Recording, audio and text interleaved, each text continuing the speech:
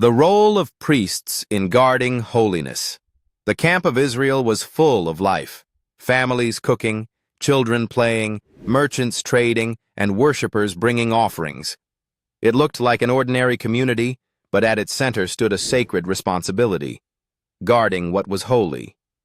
That task belonged to the priests.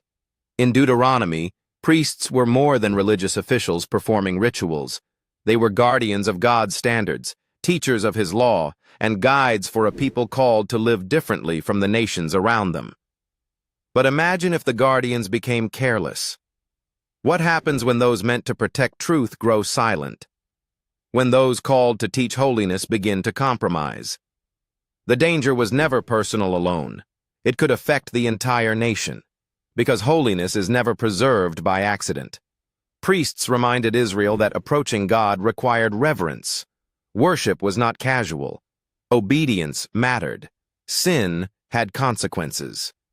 That lesson still speaks today. In a world where truth is often diluted and standards keep shifting, spiritual leadership matters deeply. Parents, pastors, mentors, and believers all influence others toward either compromise or conviction. When truth is guarded faithfully, lives are strengthened.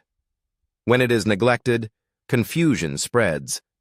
But this story points to Jesus, our perfect high priest, holy, faithful, and eternal. So ask yourself, are you guarding the holiness God has entrusted to your life? If this message encouraged you, subscribe, share, and follow for more powerful Bible stories.